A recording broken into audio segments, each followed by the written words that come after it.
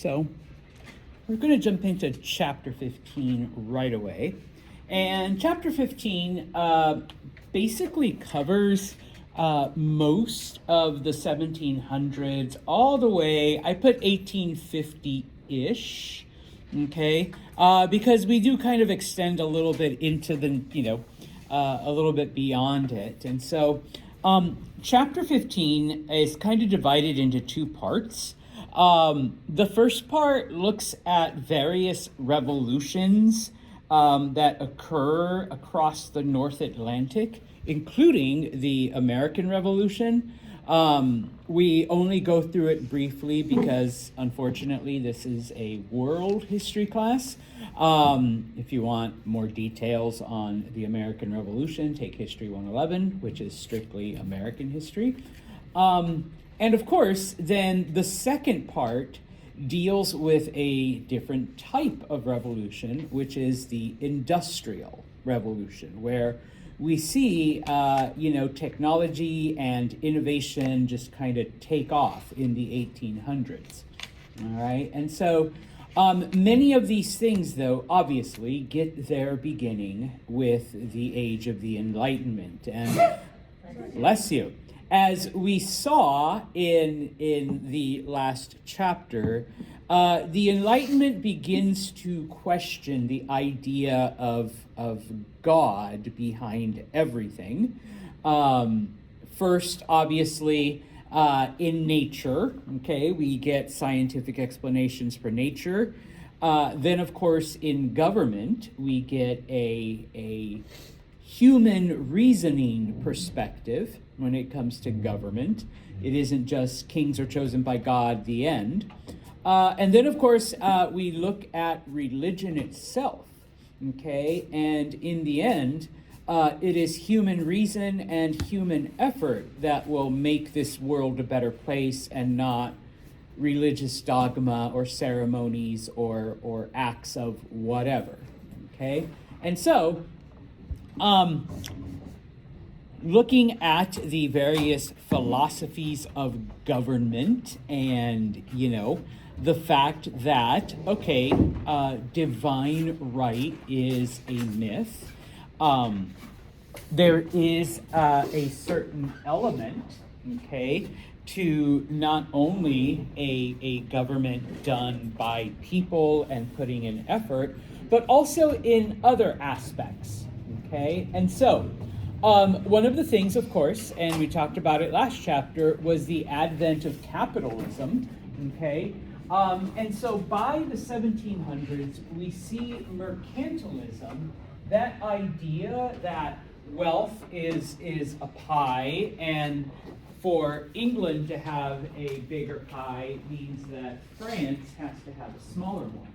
And of course, if you're a good Dutch person, everything you do is for the benefit of the Netherlands, okay? And so in this case, now we're looking at the idea that wealth, in fact, is unlimited, okay? And so as long as you, hold people accountable, as long as you're doing things to not only benefit yourself, but things that will benefit others, then, go out and make as much money as you possibly can, because by extension, the people will have a better product at a cheaper price. And of course, that, means, a better future for France, England, the Netherlands, as long as they keep away from things. All right. Now, when it comes to ideas of government, we get new ideals springing up, because once again, we're not just attributing everything to divine right, okay? And so one of the ideas is popular sovereignty. And yes, you will have to know what this means, okay? Popular sovereignty is the idea that power comes from the people, and it's the people who choose or allow the government to function the way it does. And of course, if it doesn't, then the people are the ones who will then choose some different form of government. Okay? And so that idea becomes, more and more popular amongst various populations. Now, you have to remember, pretty much every country is still ruled over by a king, by a monarch, and each one of those, once again, chosen by God to rule over the Dutch, over the French, over the English, etc. Okay? Now, along with that, okay, we begin to see the rise of the concept of nations. Okay? Now, with the exception of places like Spain and France and England, okay, most of Europe does not exist the way we see it today. Okay? There was no Germany. Okay? There were 100 plus small kingdoms that all just happened to speak German, and some of them had a common past, some of them shared a common religion. Okay? There was no Italy. Okay? Italy was also a series of different kingdoms, and when it came to the Italians, okay, maybe they shared a religion, they shared Catholicism, but even like their language wasn't like 100% equal across all parts. Okay? And so little by little, we begin to see this idea growing. If the English all live under an English government and their religion and an English king, and if the French all live under a French government and a French king and a French culture, and the Spanish all live, so why are the Germans spread across like all of these kingdoms? Why are the Italians spread across all of these? Okay, we speak the same language, we have similar cultures, we love beer, bless you, all of that stuff. So why aren't we, a country? All right, so we begin to see the rise of this idea of nationalism, okay, where these groups, and I'm just using the Germans and the Italians as an example because you also have the Poles, you have the Hungarians, you have like all of these different groups, Russians, that while there is a Russia, but there are Russians living in other areas. And while Poland at one time or another has been a kingdom and then not, and then yeah, and then not, you have Polish people living in the German kingdoms, you have Polish people living in the Austrian kingdoms, you have Polish people living in Russia. And so we start to get this idea during this time. And then finally, as we are getting rid of mercantilism, okay, one of the ideas, of course, remember that mercantilism, you're trying to make your country great. Wealth is power, power is wealth, okay? And so in this case, no, Schmitty should be making wealth for herself, not for, Spain, okay? And so you allow people to do whatever they need to do, because if wealth is unlimited, then putting rules and boundaries is kind of wasteful, all right? Because if Schmitty can make as much money as she, let her make as much as she can. Because remember, wealth is unlimited. Okay, we got to get out of this thinking that it's a pie, and the bigger her pie, then the smaller mine. Okay, now, in order to do that, people need the opportunity to work. People need the opportunity to be able to go out and do stuff. Okay, and so, bless you. Another term you need to remember, free labor. Okay, no, this does not mean that you work for free. Free labor means that everyone has the opportunity to work, okay? Because if you're not allowed to work and make money, how are you going to make this unlimited wealth that capitalism says you can make, okay? So, the concept of free labor is the beginnings of abolition. if everybody needs that opportunity to work in order to make money and become as rich as they can, and of course, as Schmitty and Veronica compete with each other to make the better widget, and they make smaller widget, cheaper widget, and so obviously it's the consumer that's going to benefit, all right, in the end from a better, cheaper product, okay? If we have slavery, that kind of ruins everything. Yeah, okay. they take away from my wages. Yes. All right. So the people that are building, you guys are the workers. The people that are building the widgets, where's their opportunity? So we see the beginnings of abolition. The idea that hey, maybe we should stop kidnapping Africans and forcing them to work, and allow average people then to make money. Because remember, wealth is unlimited. Okay, we're no longer thinking like this. All right. Now, of course, we got to get these ideas out there.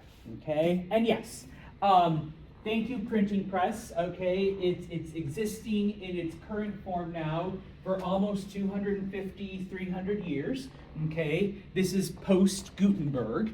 All right, and so it is during the 1700s that you see this proliferation, this explosion of newspapers, pamphlets, ideas, essays. All right, they are all just going out there, and the ones that have been written down, I mean, you can just reprint them. This is how the ideas of people like John Locke continually are influencing, people everywhere. Okay, and of course, all right, we don't stop with the Gutenberg press. We don't stop with the improvements that Gutenberg made. All right. Number one, by the late 1700s, the printing presses are now made of iron. Okay, so they're sturdier, they're stronger, they last longer, they break down less. I mean, they still break down, but all right, they break down less. Okay.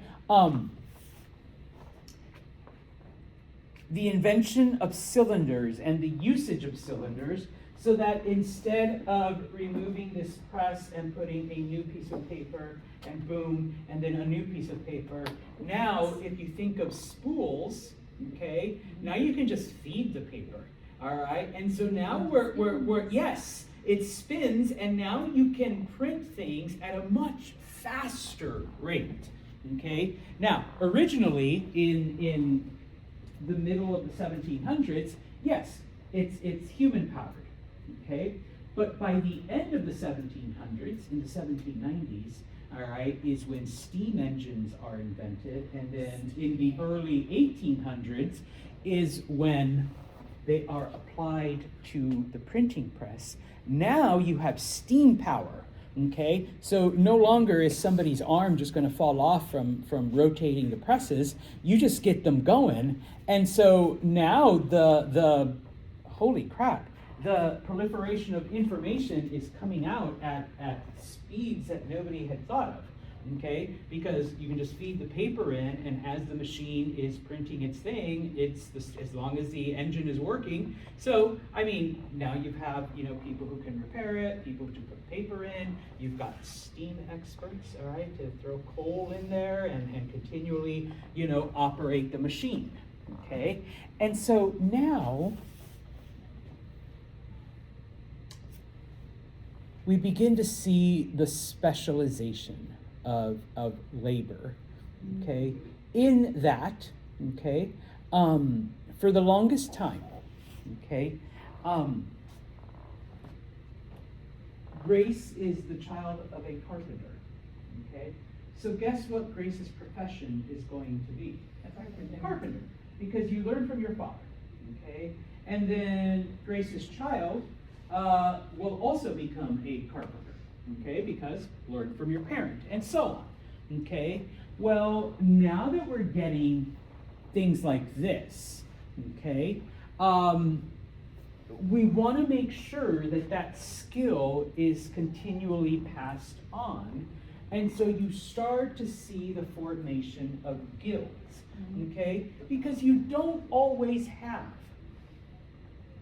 children to pass on the knowledge to. Or if you have more than one, okay, we only need one carpenter, maybe two in the family, all right? But there are other skills out there that maybe aren't being passed on, Okay, and so when we talk about automation and the factory explosion in this chapter, we see the disappearance of this. But typically, you could be apprenticed out, okay, to a master, all right, someone who already knows the craft. Typically, you were an apprentice for about 7 years, okay, and then you did all the weird work, and you cleaned up, and it was your job to observe. The master's job was to teach you, obviously, but typically you did all the scud work. But as you did that, okay, you learned. Okay, you learned the process. All right. At some point, you became what was called a journeyman. Okay. So you were free to basically, set up your own shop. You were supposedly skilled. Now, many times, this journeyman would now be paid by his master, okay, to work with them, and you no longer have to like clean up the shop or do whatever. Now you can take on your own projects.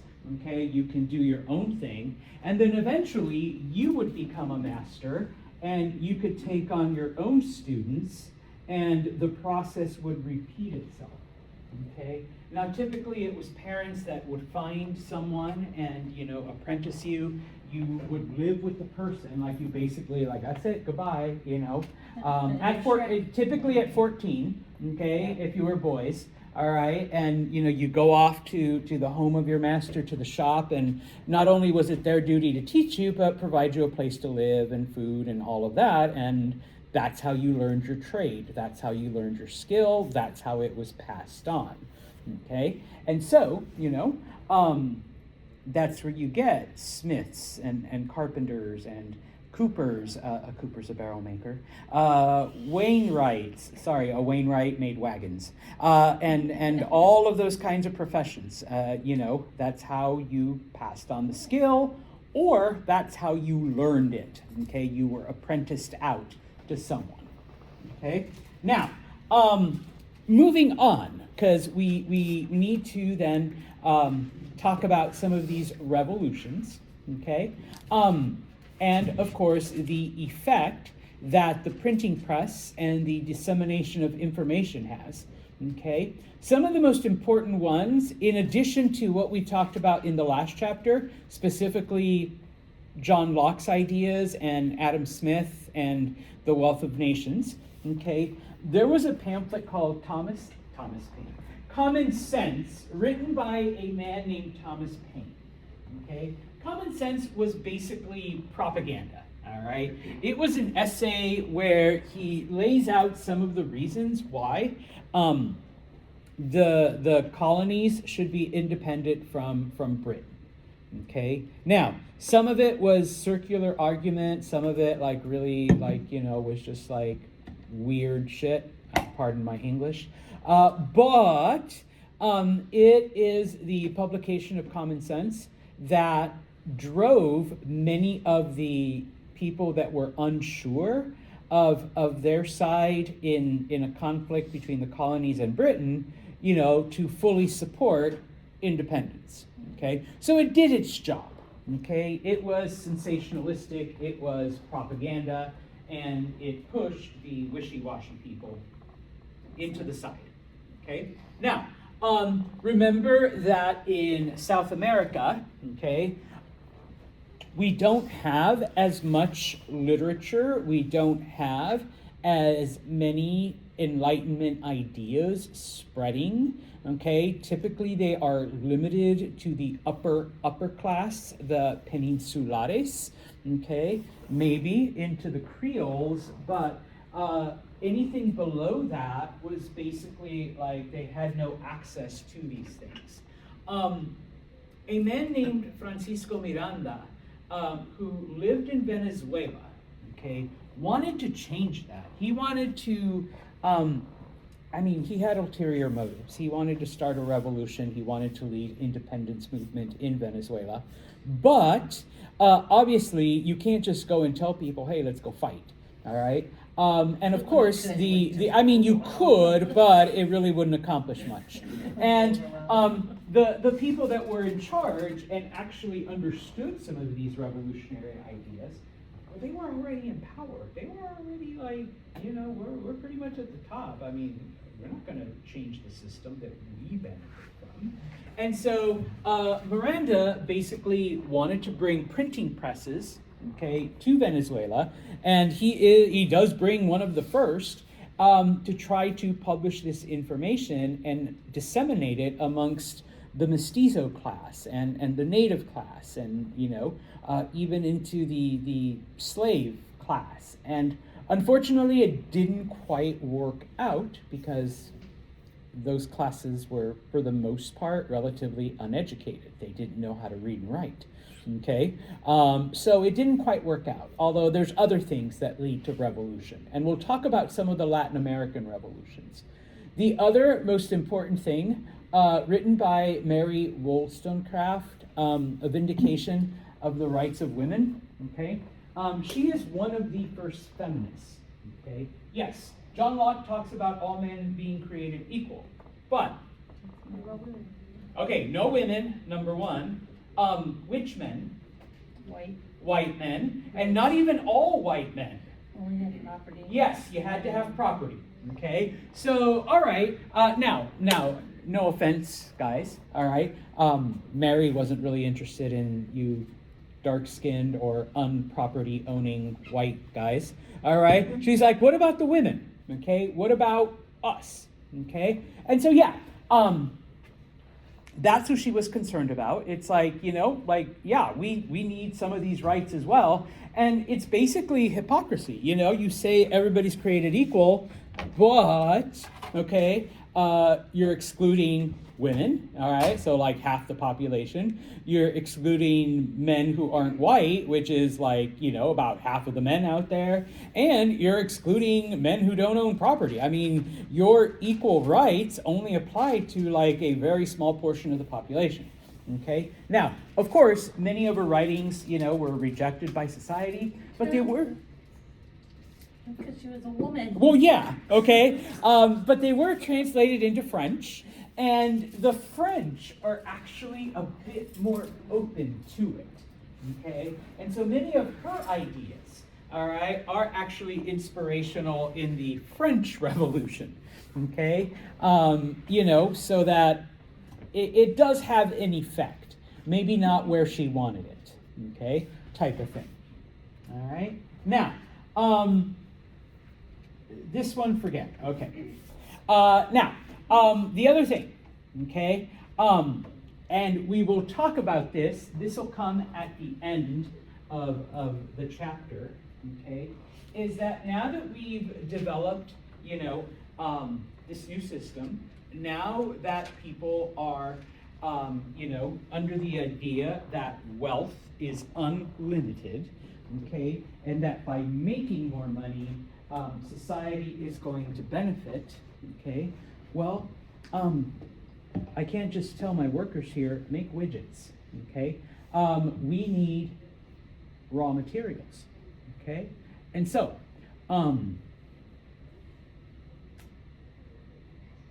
in order to get these raw materials, we can't just rely, at least Britain can't anymore, on the American colonies, and then eventually the Spanish lose the Spanish colonies. And so we begin to see a scramble, not only for resources, because we need raw materials to build our widgets, okay, but how many widgets can the average British person actually buy? Or the average French person, or the average Spanish version? And so now we need a market. We need somewhere else to sell them, okay? And so we will look at the unequal system that develops, especially from the British, okay? Where, yes, they take the resources out of Africa, out of Asia, and to a lesser degree out of South America, create a product, and once they flood their own market with it, they go back to Africa and Asia and South America and sell it to the people. okay? And so, you know, you need markets, okay? Now, obviously, in a society where wealth is unlimited, you do have all kinds of speculative, okay, enterprises, okay? Meaning that you are going deeper and deeper and deeper into debt, okay?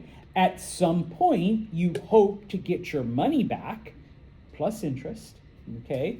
And for many people, it does happen. But when you look at governments, okay,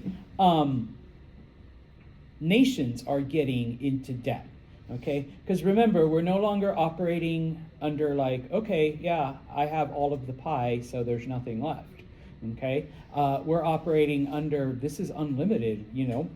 Okay, granted, right now we owe a lot, but in the end, we will have a lot. You just need to be patient. But until then, every government needs money, okay? You need money to function. That's how governments work. And the quickest, easiest, simplest, most direct way that a government makes money, Taxes. everybody's favorite T word, taxes, okay? Government needs money, they'll raise taxes, okay? That's, like I said, quickest, easiest, simplest, all right? And it does the trick. Okay, so all of that has a start, okay? And part of that then, we are going to look at the revolutions, the political revolutions, excuse me, that occur, and then we will look at the industrial revolution, okay? And so we'll start off with obviously the American Revolution, but we'll also look at the French Revolution, because not only does it change the nature of France, but basically the way Europe functions and operates throughout the 1800s. We will look at Central and South America and the Caribbean islands, because in those areas, basically, and even in France, I should say, the monarchies are overthrown, okay? Because remember, we no longer believe in divine right. We no longer believe that, you know, God chose whomever to rule, okay?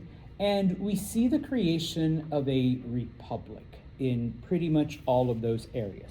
There's one or two exceptions. We'll look at those too, okay? But in a republic, if I know with my past students, I've explained it before, a republic is a type of democratic government where you do have elections, but a true democracy, everybody gets a vote on the issues, okay? In a republic, you elect representatives, and it is those representatives that make the decisions, okay?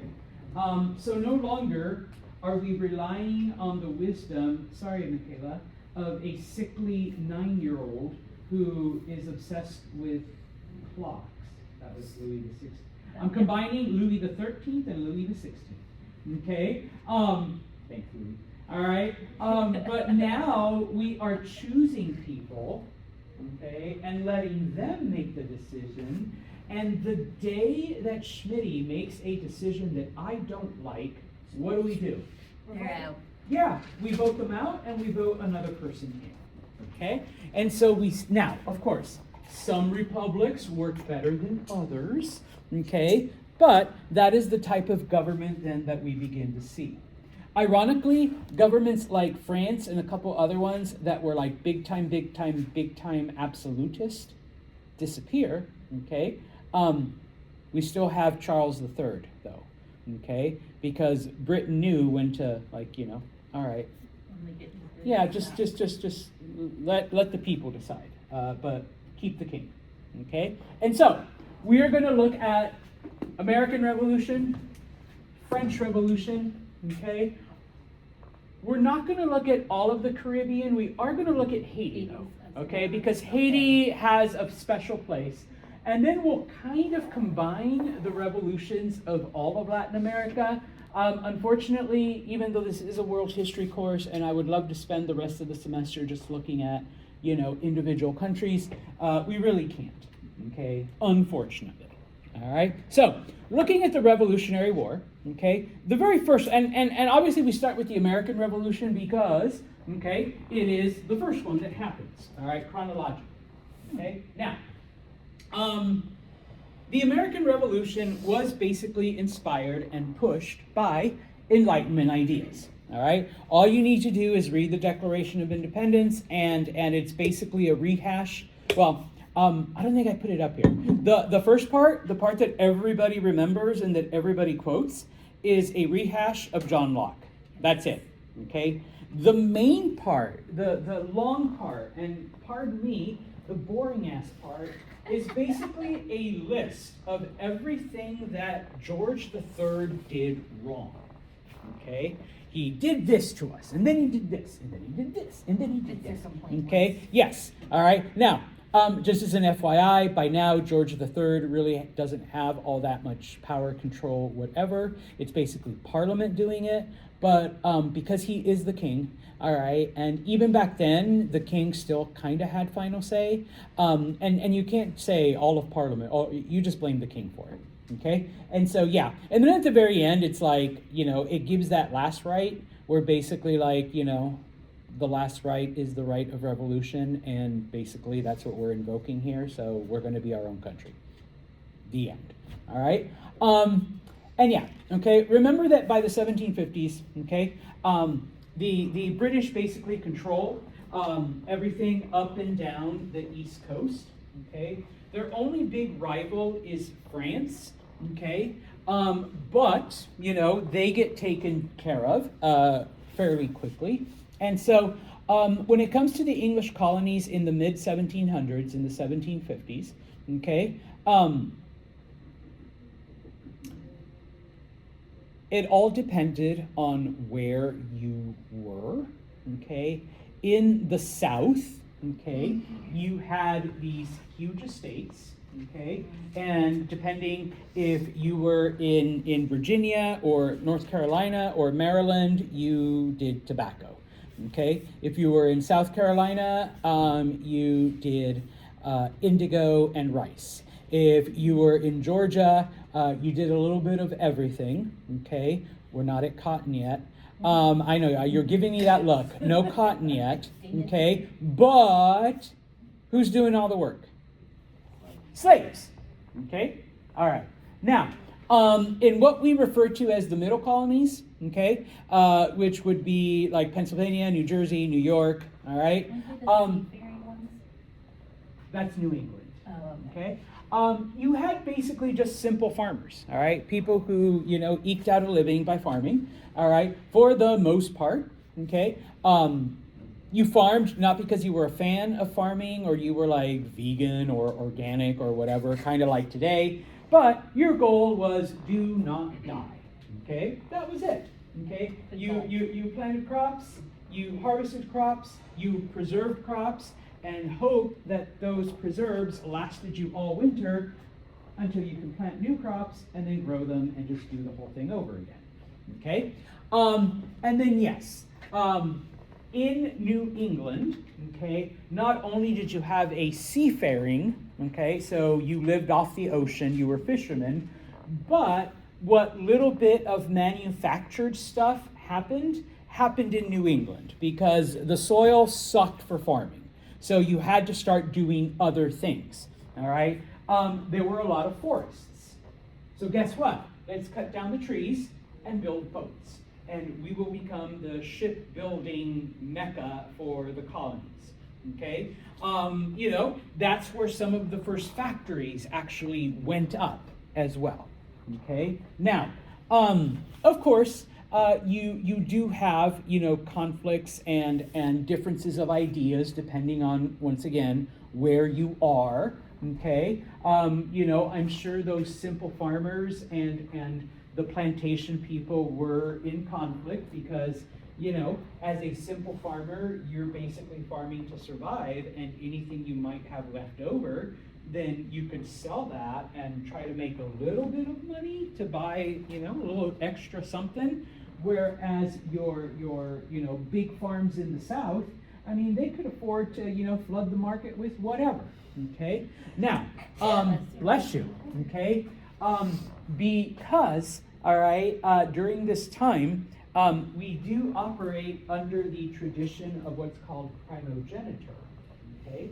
So that we have Dad, who owns a pretty big farm, okay? When Dad dies, who gets everything? Whichever son.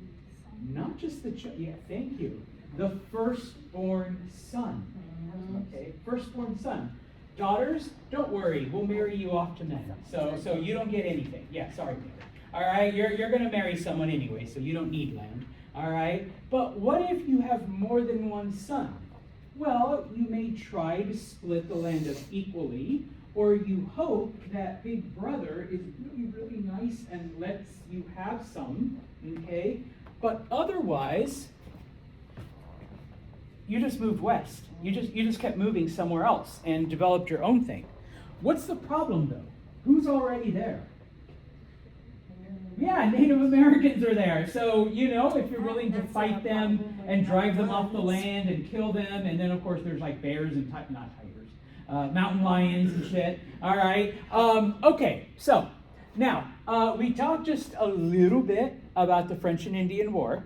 Okay, because part of it does result out of British colonists moving west and getting into conflict with the natives, and typically it was natives that were allied with the French. And so, you know, the French and their allies and the English and their allies. And remember, once again, it's a very, very small part of a global conflict. But in the end, Britain wins. Okay? So now there's all this land, all right, that's available. Okay? So younger brothers, all right, move west. We've already beaten the French. There might be some natives, okay? And of course, bears and other animals. But hey, you're tough. You want to make it on your own. Let's do this, okay? Unfortunately, the British wanted to make peace with the native tribes now that the French are gone.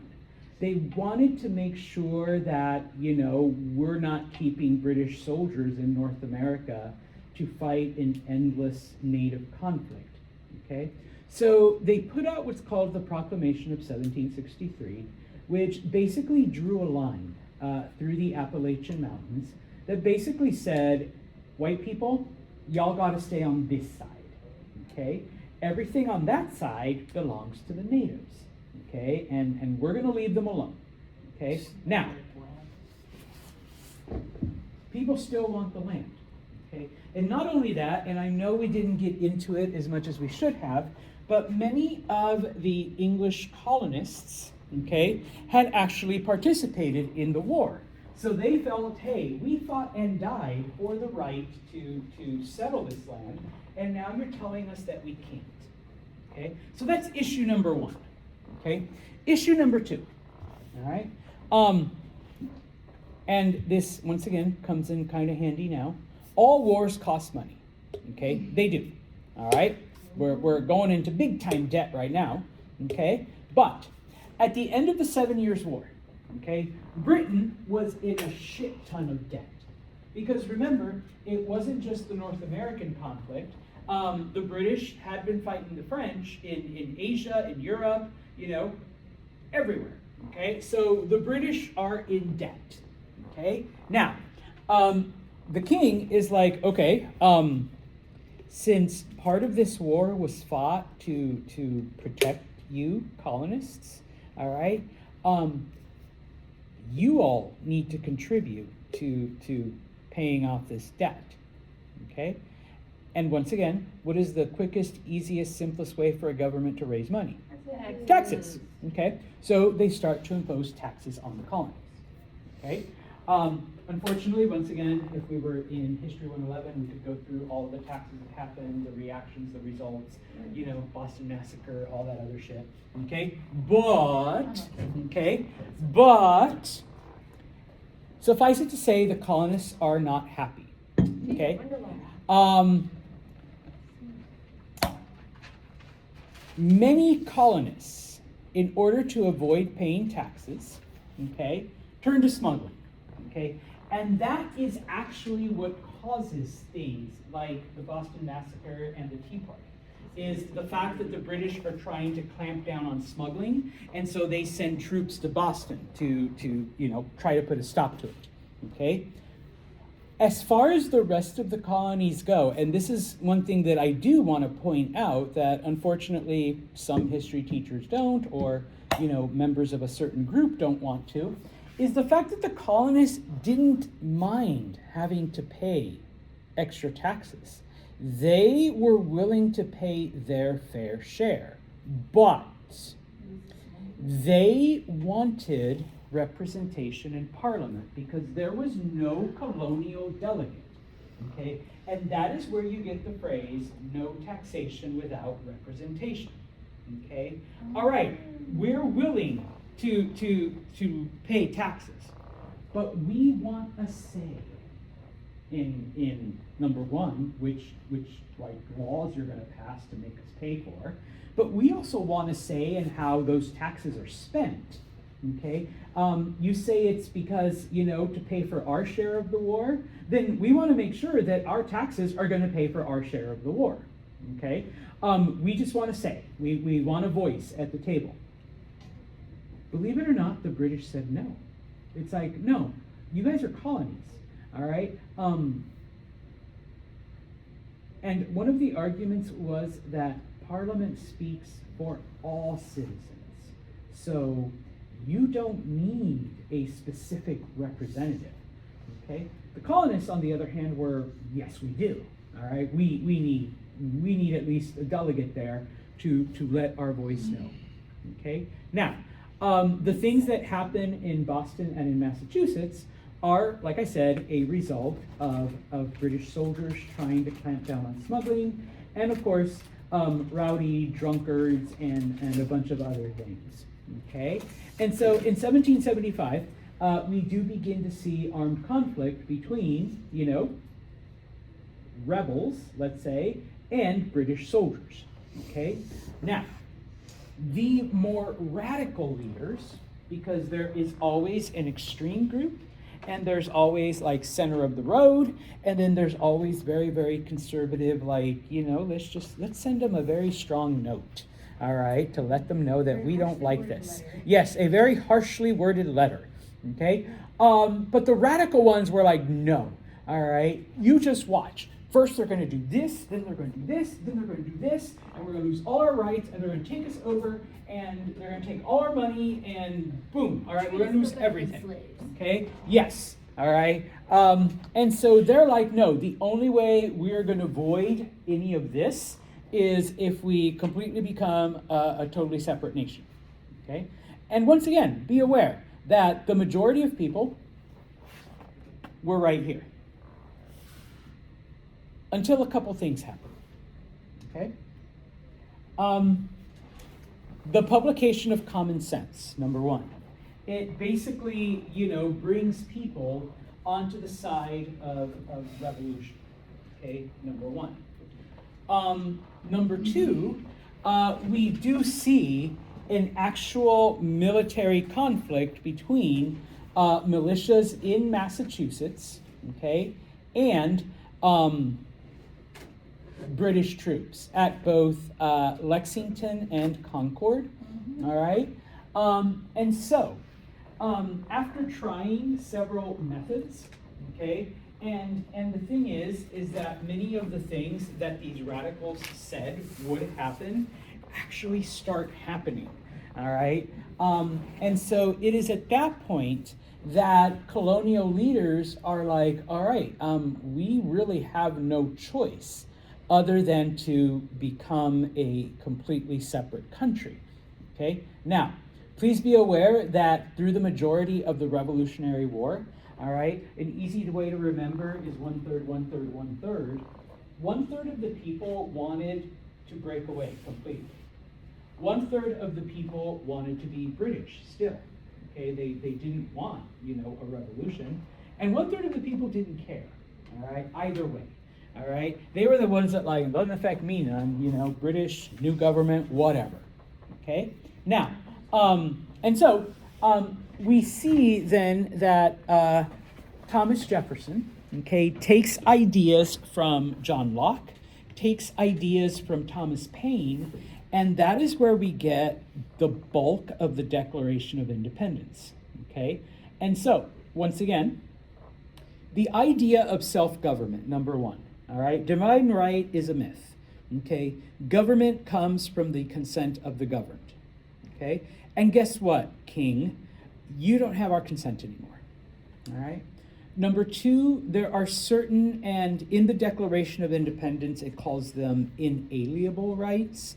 But the meaning, of course, is that there are certain natural rights that everybody has, not because you're British, not because you're French, not because you're Spanish, but because you're human, okay? And so the idea of human rights, okay? Life, liberty. Now, John Locke said property, but we changed that to pursuit of happiness.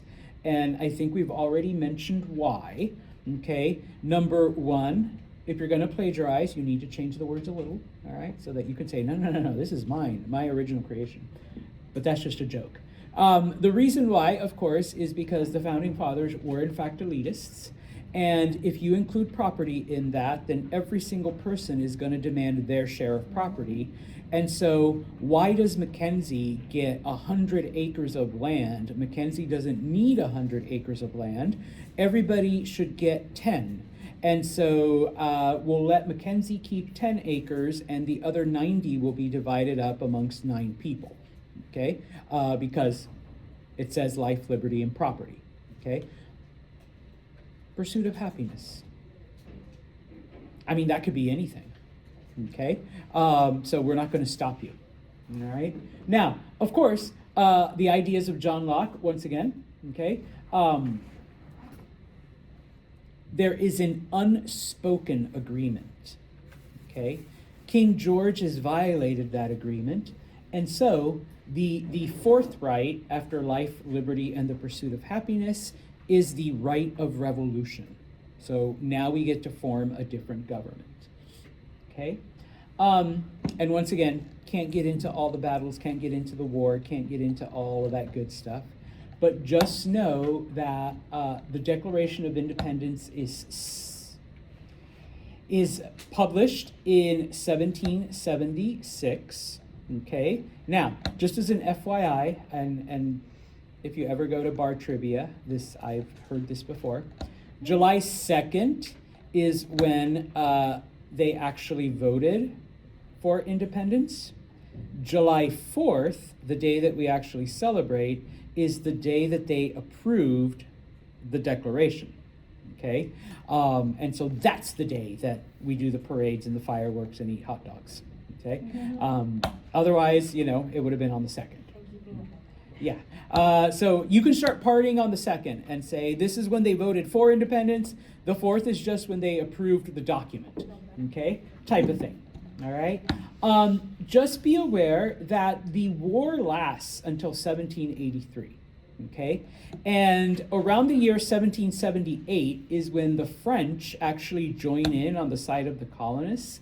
After 1778, over half of the soldiers that fought were actually French. Okay, the French contribute huge sums of money and material in addition to soldiers. The Spanish also help, and they are able to kind of round up other neutral countries in Europe to blockade the British, including Catherine the Great and the Russians.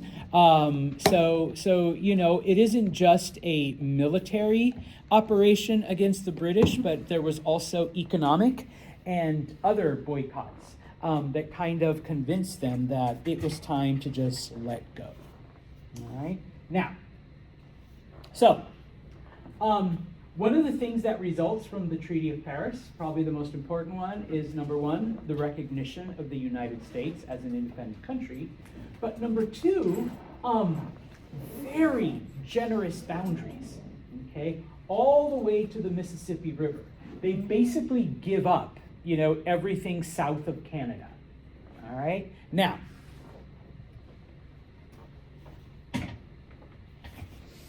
we'll talk about the government on Wednesday. I just looked, we literally have 5 minutes, no point in starting, okay? So we finished one revolution, all right, so we will continue with more revolutions.